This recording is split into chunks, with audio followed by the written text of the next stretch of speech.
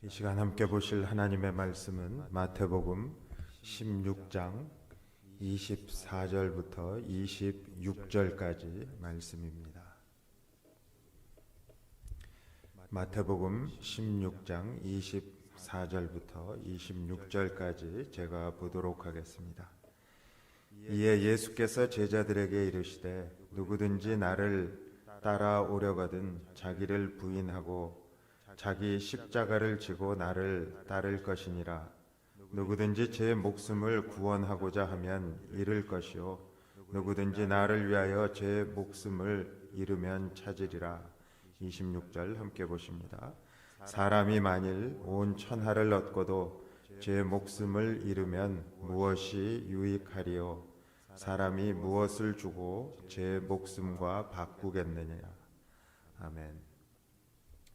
저희들이 계속해서 우리가 기독교의 신앙의 핵심은 관계에 있다. 그런데 어떤 관계냐 하면 사랑의 관계입니다. 그래서 그 사랑의 관계 속에 하나님을 사랑하는데 어떻게 사랑할 것인가.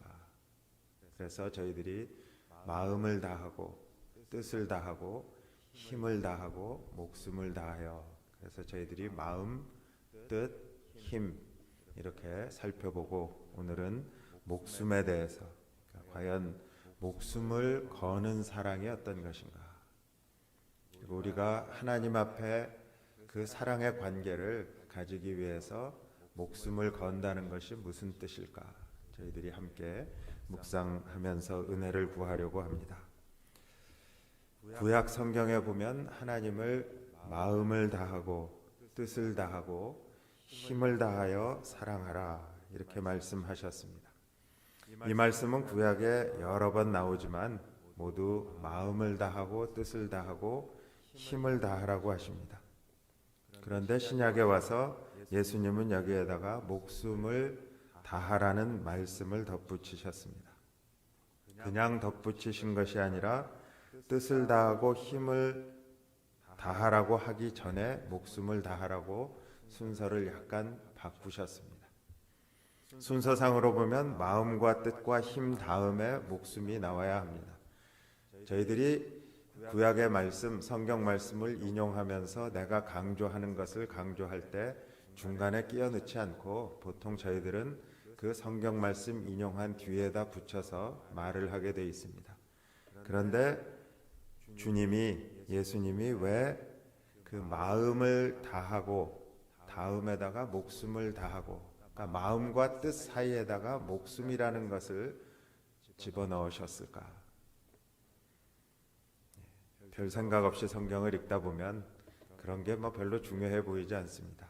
그런데 하나님의 말씀은 또 의외로 그런 속에서 깊은 뜻들을 발견해낼 수 있습니다.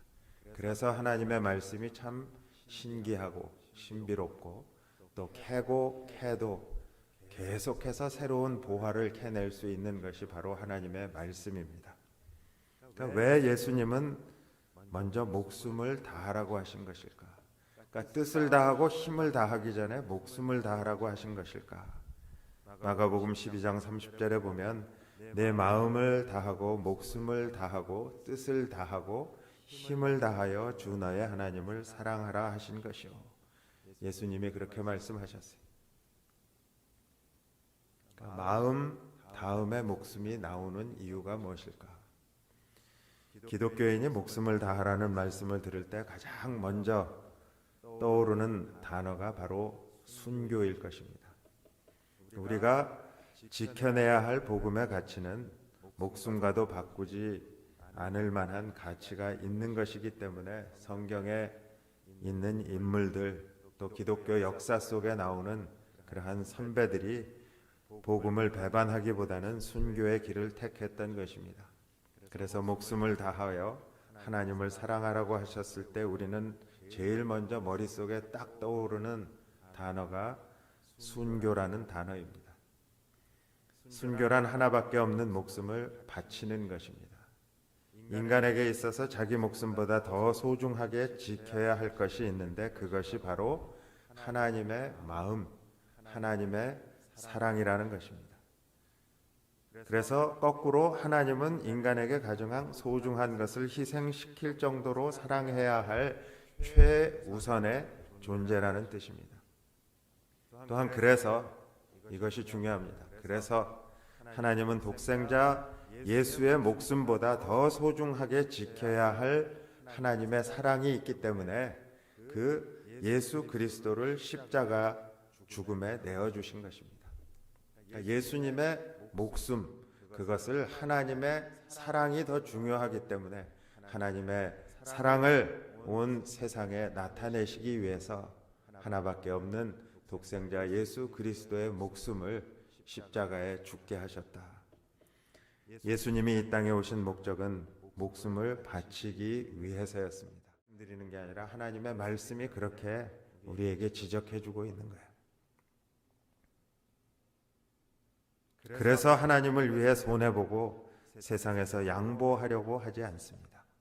그러니까 하나님 앞에서 손해보는 거 진짜 싫어합니다.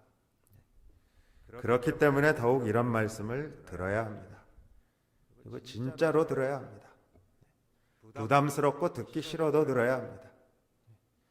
그래서 목숨을 다하여 하나님을 사랑한다는 것, 그렇게 하려면 머릿속에서 믿는 정도를 이제 넘어야 합니다. 우리가 머리로만 믿습니다. 다 알죠? 머리로만 믿는 그 정도를 넘어서 실제로 생활 가운데 펼쳐지는 그 모든 상황 속에서도 믿음이 있어야 합니다.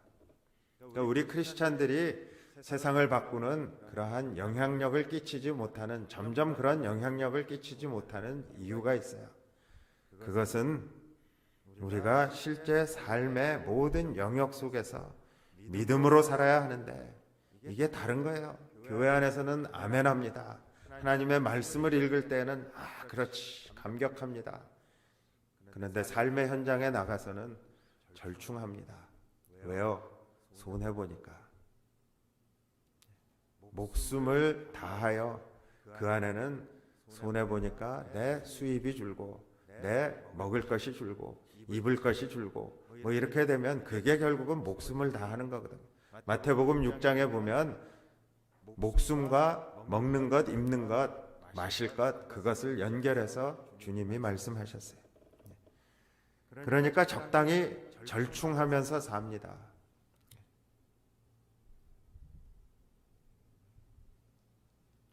우리가 믿음이 힘이고 능력인데 믿음 없이 어떻게 목숨을 드릴 각오를 할 수 있겠어요? 목숨을 드릴 수 있는 믿음이 현실 가운데서 어떤 식으로 나타나는가에 대해 예수님이 분명하게 말씀하셨어요. 그것은 자기 목숨을 위하여 염려하지 말라는 겁니다. 그러니까 목숨을 다하여 하나님을 사랑하는 사람은 염려하지 않습니다. 먹을 것, 입을 것, 살 집에 대해서 염려하지 말라는 겁니다.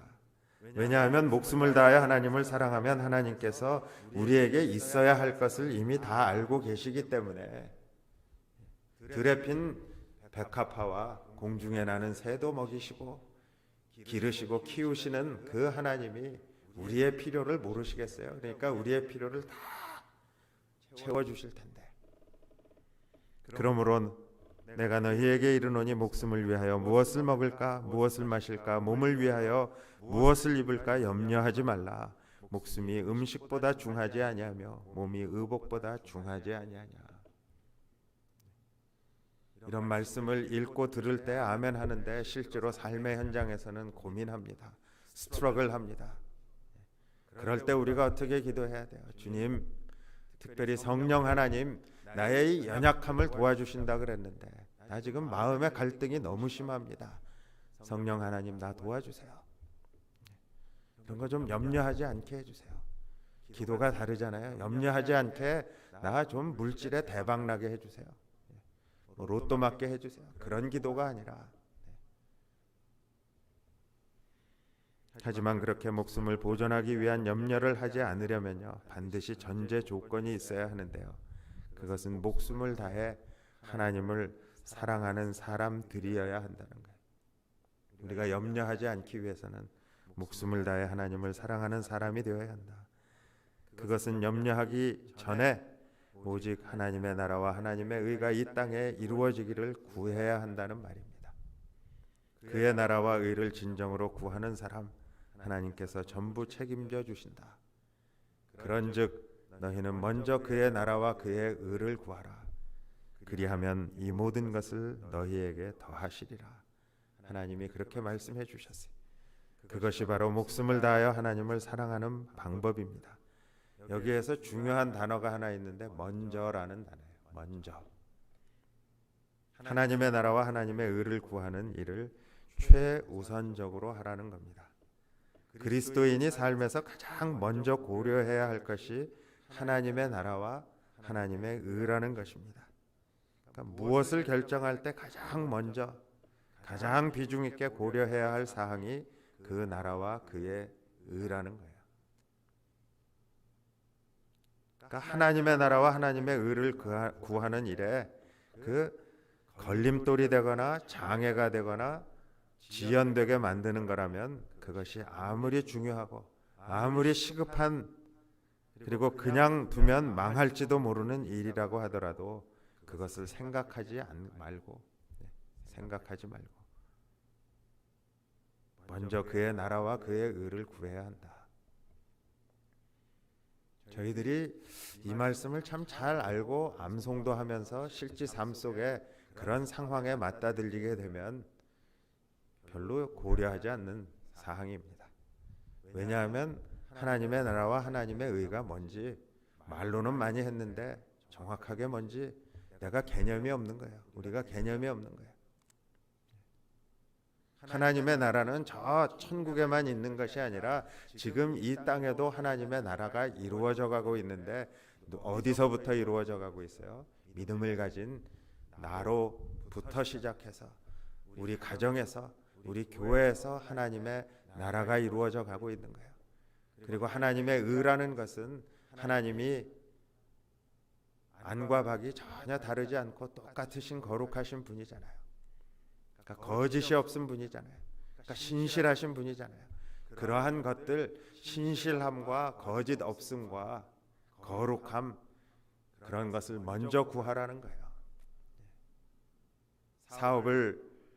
사업처를 이렇게 매매하고 또 구입할 좋은 기회가 생겼어요. 뒷조사해보고 모든 조사해보니까 연매상 그래서 내가 개런티하고 얼마는 벌 수 있는 거예요. 그런데 말씀에서 허용하지 않은 그런 물품들을 파는 거예요. 그 속에서 타협하고 고민하는 게 아니라 그냥 단칼에 나는 먼저 하나님의 나라와 하나님의 의를 구하는 사람이다. 그리하면 내가 먹고 마시고 입는 것 하나님이 다 더해 주신다고 했는데 거기에 대한 결국은 믿음이 없는 거 아니에요. 그렇기 때문에 하나님의 나라와 의를 구하는 데 있어서 걸림돌이 되거나 장애물이 되거나 아니면 그것을 늦추게 만드는 지연하게 만드는 그런 것들이 있다면 과감하게 그것은 다음으로 미루고 먼저 우선순위에 하나님의 나라와 하나님의 의를 구해야 한다. 그것이 목숨을 다해 하나님을 사랑하는 겁니다. 만약에 무엇을 먹을까, 무엇을 마실까, 무엇을 입을까 염려가 되고 세상에서 손해를 보거나 억울한 일을 당하거나 외면받는 것이 두려워진다면 목숨을 다하여 하나님을 사랑하기가 참 어려워집니다. 물론 아무리 믿음이 좋은 사람이라도 때로 염려가 될 때가 있어요. 그리고 또 두려움이 몰려올 때가 있어요. 하지만 바로 이 지점에서 하나님을 사랑하는 사람과 그렇지 않은 사람이 이렇게 구별이 되는 겁니다. 하나님을 사랑하는 사람은 비록 염려가 되고 두려움이 생길 때도 있지만 결국에는 승리하게 되는 겁니다. 그러나 목숨을 다하여 하나님을 사랑하지 못하는 사람은 그 두려움과 그 염려 속에 무너져 버리게 돼 있는 겁니다. 이것이 목숨을 다해 하나님을 사랑할 수 있는 사람의 증거가 된다. 그런데 이렇게 염려와 두려움을 물리치고 목숨을 다해 하나님을 사랑하려면 과연 우리가 어떻게 해야 할까? 성경의 말씀은 담대함이 그러한 것들을 이기게 한다. 이렇게 말씀합니다. 목숨을 다해 하나님을 사랑하는 사람의 증거가 바로 담대함입니다. 그러니까 믿음이 담대하게 합니다. 그러니까 무모함이 아닙니다. 담대함입니다. 그러면 담대함은 어디에 그 뿌리를 두어야 생길 수 있는 것인가? 그것은 예수 그리스도의 십자가에서 승리하신 것입니다. 예수 그리스도께서 마귀를 이기신 십자가의 사역을 믿는 사람에게 이러한 담대함이 오는 겁니다. 예수 믿는다고 하면서, 예수님의 십자가 죽으심과 부활을 믿는다고 하면서, 예수님이 죄의 권세를 다 물리치셨다고 하는 걸 믿는다고 하면서도 우리가 담대하지 못하다면, 이러한 이슈들에 있어서 먼저 그의 나라와 그의 의를 구하지 못한다면 우리는 온전한 믿음 가운데 서 있지 못하다는 겁니다. 이것을 너희에게 이르는 것은 너희로 내 안에서 평안을 누리게 하려 함이라. 세상에서는 너희가 환난을 당하나 뭐라 그러셨어요? 담대하라. 내가 세상을 이기었노라. 주님이 십자가에서 그 죽음도 이기시고 세상을 이기셨기 때문에 너희는 담대하라. 우리에게 하나님만을 믿는 믿음이 있기 때문에 담대할 수 있는 겁니다. 믿음은 온 세상을 이길 수 있는 그런 힘을 줍니다. 믿음이란 하나님과 사람을 연결해주는 유일한 통로입니다. 그러니까 하나님은 모든 우주 만물을 창조하신 하나님이 우리가 헌금을 얼마 드리고 노력을 해가지고 헌신을 하고 그런 게 아니라요. 헌신 앞에 믿음의 헌신, 헌금 앞에 믿음의 헌금. 그러니까 믿음이 하나님과 사람을 연결해주는 유일한 통로가 된다. 하나님은 사람의 마음속에 믿음을 창조하시고 그 믿음을 사용해서 백성들을 인도하셨습니다. 믿음이 없다면 아무것도 남아있지 않을 겁니다. 에베소서 3장 12절에 이렇게 말씀합니다. 우리가 그 안에서 그를 믿음으로 말미암아 담대함과 확신을 가지고 하나님께 나아감을 얻었느니라. 믿음으로 말미암아. 그러니까 여러분, 내게 담대함이 없어요. 그러면 내 믿음을 한번 다시 보셔야 돼요. 눈에 보이는 것만 보고 두려워 벌벌 떠는 그러한 이스라엘 백성들. 그런데 여호수아에게 하나님이 뭐라고 하셨어요? 너는 강하고 담대하라.